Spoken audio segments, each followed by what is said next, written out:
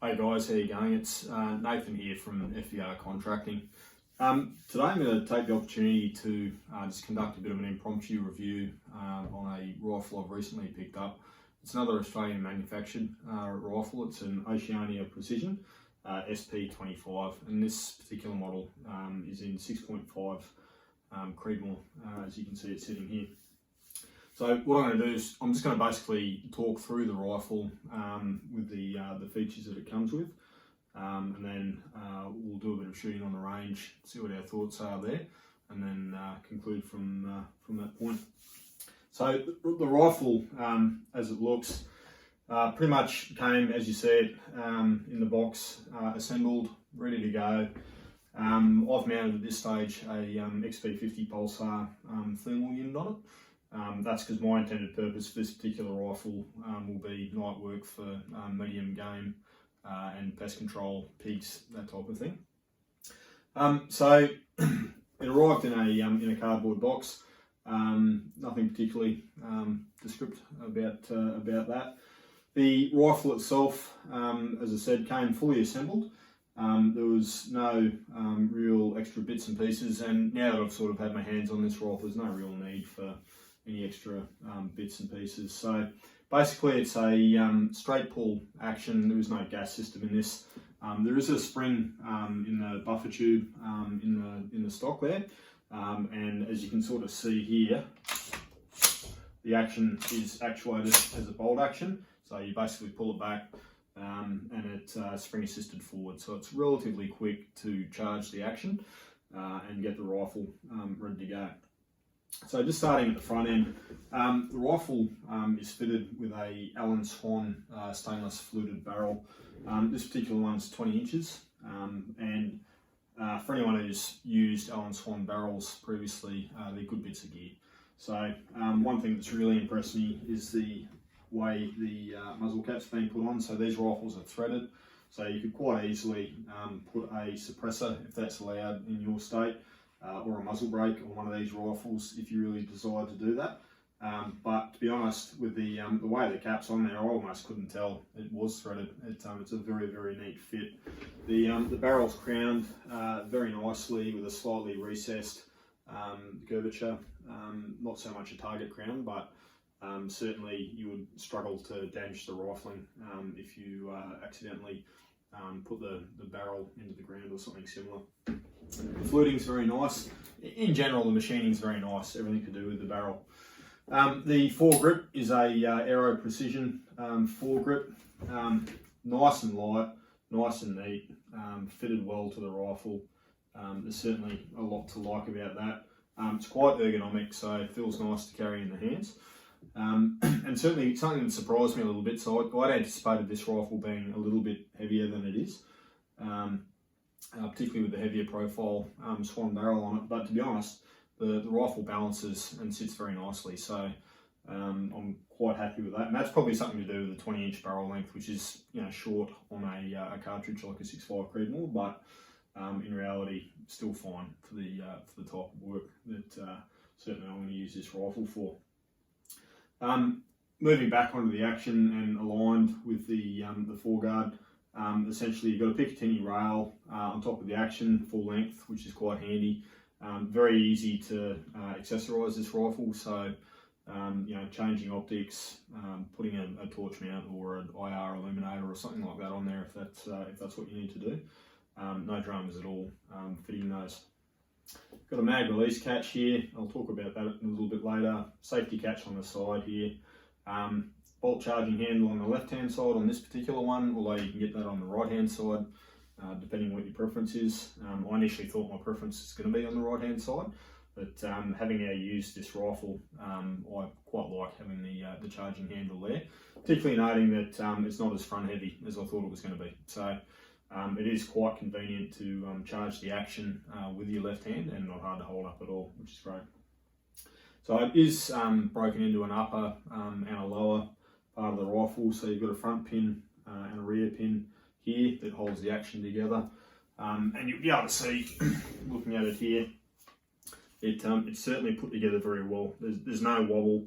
The finish on the action is really, really good. Very impressed with that, and it looks to be a Cerakote style of finish on the rifle, which is very nice in a grey colour. And in reality, ergonomically, it's not very different to any other AR or AR style platform legal on the Australian market that is out there. So yeah, I quite like all of that. Pistol grip is plastic. To be honest, I don't really love the pistol grip on it. That's just a personal preference, and I'm used to using some of the Magpul rubber options. So yeah, personal preference, no real issues with it, but is what it is. The trigger on it is designed by the guys at Oceania, and I'm quite impressed with that. It's not creepy at all. Doesn't have, virtually has no over trouble whatsoever once you fire it, so it's quite a smooth follow through. And it's hard to tell when it's going to go, but it's quite light, which is positive. So it's very smooth as opposed to being clunky, and you can almost feel when the sear is going to break. You certainly can't on this trigger, which is nice. It's got Oceania Precision stamped there into the bolt carrier. The bolt itself is a one-piece item, and I'll pull that apart in a second and show you. You can't really disassemble the bolt the way this rifle is set up, which is for a bunch of good reasons. Moving back to the back of the rifle, there's some pretty nifty features as you look at it. So on a normal AR, you essentially just have the upper and lower bolt together, but with the style of this rifle, you can't really, or there are legal issues in having it set up so you put any upper on it. So it's got its own proprietary sort of method. This little, basically at the back of the action here slides out, and then the whole action lifts off rather neatly. So yeah, it's well done, and it certainly aids in the fit and the finish of the rifle. So there's no wobble there. There's nothing at all. On the back, you've got a Magpul extendable stock, depending which state you're in. I believe in some of the southern states where that's not legal, there'll be a fixed stock option come out so that these rifles can go all over Australia. But yeah, nothing wrong with that. They are what they are. If there's something different that you want to put on the back of one of these, I'm sure it wouldn't be very hard to get one fitted. But these are fine. There's no issue with the Magpul side of things. So yeah, I mean, overall the rifle so far for me, and with fairly limited hands-on, I'm really impressed with the fit and finish on the rifle. It's nice, it looks nice, it carries nicely, it points nicely. So if you're a fan of the AR style of platform, you're going to like this, and you're going to like that it's a quality item. So there's clearly been a lot of effort and thought put into the design here. Some of the things that maybe could be looked at, maybe you wouldn't be a fan of it. I'm certainly interested in seeing where they go. Pistol grip is personal preference thing. I'm not a huge fan. And having spoken to the guys at Oceania, so the bolt release here, which basically when you pop it, you've got the bolt rear, so basically that'll lock open on an empty mag. So they come with a 10 round Magpul PMag. So your 10th round's been fired, bolt will lock back. So one of the issues that's been identified by a few people is that the the bolt release, when you do that, you can catch your finger just on the forward edge of it there if you're sort of not thinking about it when you do that. Look, having spoken to the guys there, it's an issue they've already resolved on the next model, but in reality, this is quite a smooth, rounded charging handle here, so it's not really a problem in terms of hitting your finger or anything like that. It's not painful or anything. It just breaks over the top of your finger, and that's fine. In terms of how the rifle feeds and functions mechanically, I've racked through a few dummy rounds quite fast, no issues with that at all. I've tried to make it misfeed by doing it slowly. It hasn't, which is one of the issues that you can have with any AR style of action. So, well, not just the feed, but the ability to chamber properly and then extract properly, because they don't have the camming action that a bolt action has, so you don't have the ability to grip that rim hard and pull it back. They certainly are a style of rifle that likes to be racked nice and hard. Yeah, not really something you want to use the action gingerly on it. That said, I have tried using the action gingerly and haven't been able to make it not feed and not extract, which to me is really positive, so I quite like that. Unfortunately, from a testing point of view, I had issues being in far north Queensland, the way things are at the moment, and getting hold of ammunition on reasonably short notice. Got a few hundred rounds of 6.5 Creedmoor in, but only in the one type, which is that Federal Blue Box 140 grain power shot.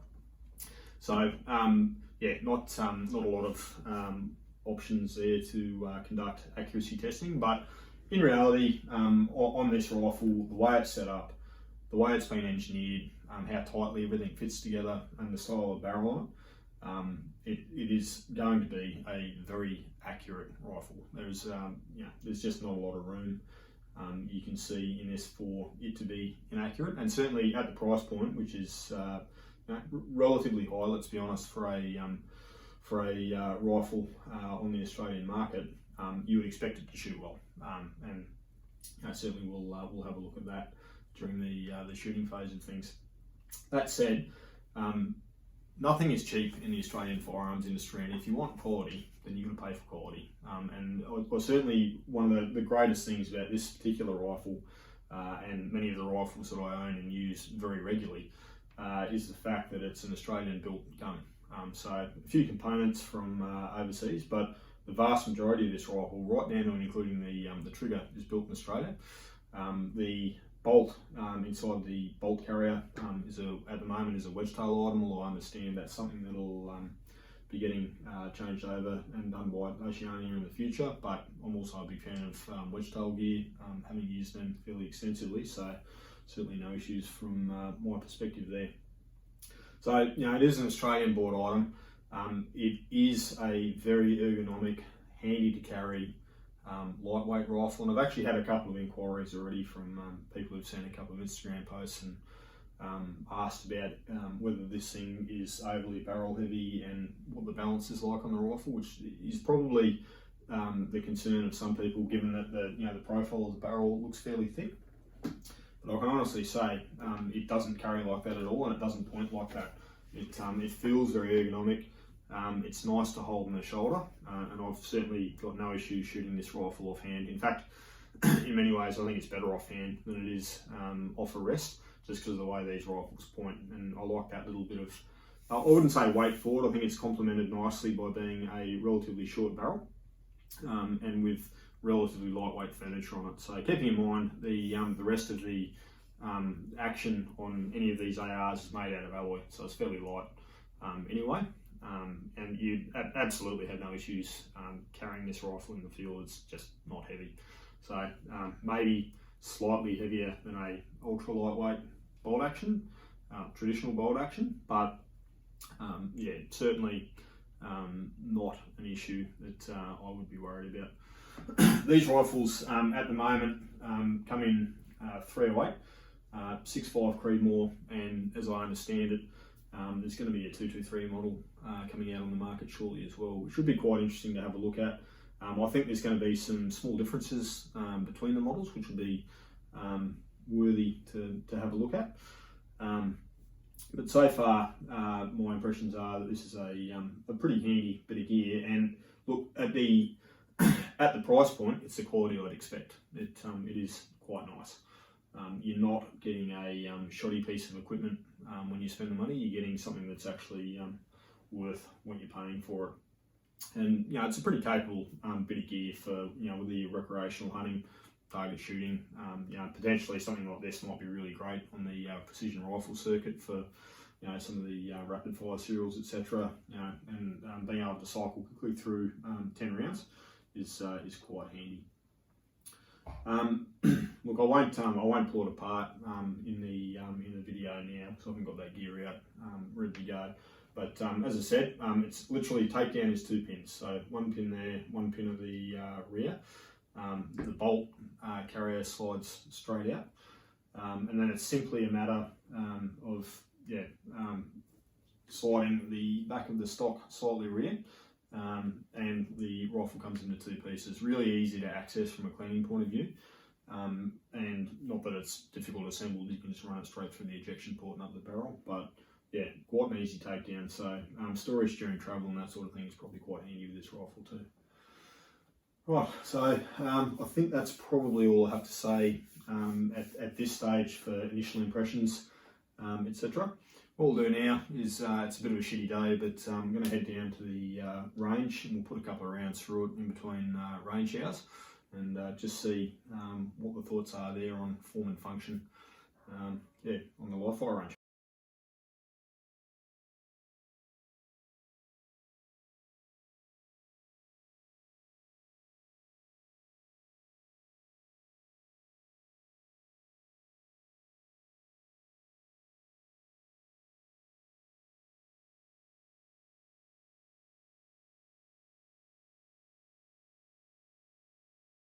Hey guys, how you going?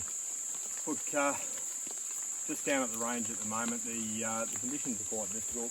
As you can see this morning, I just spent an hour and a half slashing through here with a brush cutter to open up the range, and it's a bit damp at the moment. So what I've done, I've just zeroed the thermal on the unit.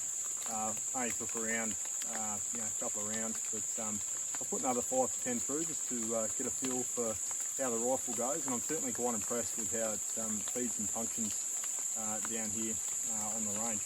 What I'll do now is I'll just put a few more through relatively quickly, given the weather situation. It's about to start pouring again. Just to give you an idea of the form and function of the rifle. The accuracy side of things with the thermal unit on it, I can tell from the way it's grouping on the metal dongs currently, it is a very accurate unit. And I'd expect nothing less of a relatively heavy profile on barrel in a calibre like a 6.5. So look, accuracy wise, no issues at all. Obviously I'm not really stretching its legs here, so I've just been shooting a 6-inch gong out at just over 100 metres to get the thermal zeroed. However, for now, you should be able to see in the middle distance there, there's a 8-inch gong, which I've just heated up so I can see it, and I'll just engage that with a few rounds now.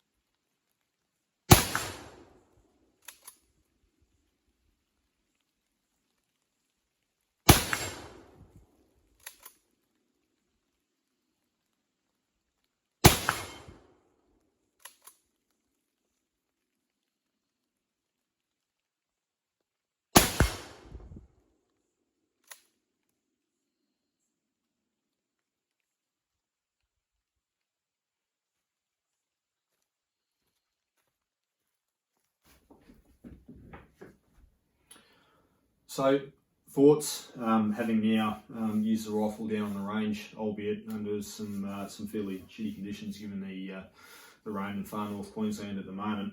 I'm quite impressed with how the rifle functions. So I did the dry testing before I went down to the range to see if I could make it misfeed or have issues. And although I've only had the opportunity to use that one federal load, the rifle shot really well. So no issues at all with ejecting. Quite ergonomic to shoot. And certainly from an accuracy perspective, I didn't really stretch its legs today at all. on the 100 metre 6-inch gong, it was stays around sort of inside an inch for the majority of that. Once the thermal was 0, and then shooting offhand at the 65 metre gong, no drums at all. Like it just points and shoots really nicely. So and to be honest, that's not particularly surprising given the how this rifle's set up. That barrel should be accurate. It's a good bit of gear the way it's put together. One thing I will show you at the back end of this before I give you my final impression here is just how that rifle comes apart. I shouldn't have quite set up before. It's a bit hard to poke the pin out with your finger. But as I said, it's got 2 takedown pins. I've left the front pin in now so you can see that, but I've poked the rear pin out, so that's through. The way it essentially comes apart is the back of the stock here pulls out like that, then the rifle comes apart, and so you just take that front pin out, which is really simple to do, and then it comes into 2 pieces, which is great for travel, great for cleaning, not that there's a lot of carbon or anything that comes back through the action. And then for the bolt, it just slides straight out. And that just locks back in, and then you put the pin back in to keep it all together. There's the bolt there, so good little design. Very solidly machined bolt carrier. No machine marks, and that's probably worth noting. There's no machine marks anywhere on this rifle. The machine work on it's really good. So you've got a fairly standard sort of AR rotary bolt there, which, as I said before, is this particular model of wedge tail, and that's how it comes. So there is really no takedown on any of the bolt group. So it's got a roll pin or a split pin through here, which on a standard AA you'll be able to pull it out, pull your firing pin out, and take the lug gear out, and then pull the actual bolt itself out. On this particular model or this particular rifle, you can't do that. But the major difference is this has no gas going back over the bolt carrier at all, as you would on a normal direct impingement action, and therefore there's no carbon or anything really going back through anything. So this is certainly very clean. The only sort of marks on this bolt carrier right now just from my fingers with a little bit of oil on them. So no issues with that at all. But really easy to put it together and take it apart. So again, putting it back in, just make sure the bolt's forward. And just slide that in. That's it. Put it down, slide her in, put the pin in, done. So that's really quite handy. Look, final impressions of the rifle. So look, I had a pretty specific purpose in mind when I bought this rifle. I am a big fan of using Australian equipment wherever I can, because if we don't support our own Australian firearms industry, it'll go away. And there's a bunch of great manufacturers out there who are putting in the yards at the moment to build Australian rifles and equipment, and we should do whatever we can to support them. So that's certainly, I do have a little bit of bias there. I like using Australian guns, and certainly with the stuff I've got now, the stuff I've reviewed, and the stuff that I use regularly, it's good equipment. There's no issues with it, and I just wouldn't use it if it wasn't quality. So this rifle, my impressions, with the limited testing and limited field use I've had of it, are really good. So I'm certainly interested to see where they go with this particular model. There's not a lot of stuff that I'd probably look at changing, that the guys at Oceania aren't already aware of. And certainly I think if you're willing to spend a little bit of money on a quality product, and let's face it, some of the imported rifles now that are coming in, some of the rifles that are on the precision rifle circuit, your higher end Seikos, that type of thing, they're in the same price bracket. So this isn't massively expensive. It's pretty hard to find a very well manufactured rifle these days that's going to be under that sort of $3 to $5 grand price mark. And these are certainly, depending on models, who the retailer is, that type of thing, you're looking in that sort of 3.5 to high threes bracket. And it'd be interesting to see where that sort of goes, depending what the models are that come out on these in the future. But look, if you're after something that's a little bit different, you like the AR platform style, you really appreciate good ergonomics, and these really are good ergonomics, and the ability to be able to shoot relatively rapidly, accurately, and have the ability to accessorise pretty simply, and modify the furniture on it as you see fit. This is a pretty good option. It's not a traditional bolt gun, but it is still a bolt action. It still fits neatly within the Australian market, and it's certainly something that I would consider having a look at. So I'll do some updates in the future, but as I said before, this particular rifle for me, this isn't actually a trial gun. The guys didn't send me this out. It's a bit of a freebie or anything like that. I bought this rifle sight unseen because it was an Australian product that looked very interesting, and I was pretty keen to give it a go. And to be honest, I had a bit of a gap in my thermal equipment, and I was pretty keen to have something that was going to be suitable for some longer range engagements with thermal of medium-sized pest animals at night, and this rifle is going to fit quite nicely in that bracket. But it's going to get a 200 to 300 rounds under its belt over the next couple of months on a few different jobs. So I'll certainly keep people updated on how it performs. But given the way it is currently, I'd expect it should go quite well. So have a look. If you have got any questions on this rifle or anything else I've reviewed, by all means, chuck something in the comments, and I'll get back to you. I'll probably post a fair bit more on this on both my Facebook and Instagram accounts as well. So Facebook's just Feral Vertebrate Reduction Contracting, and my Instagram is FVR375. Relatively easy to find, and I'll have the links to the YouTube stuff on those as well.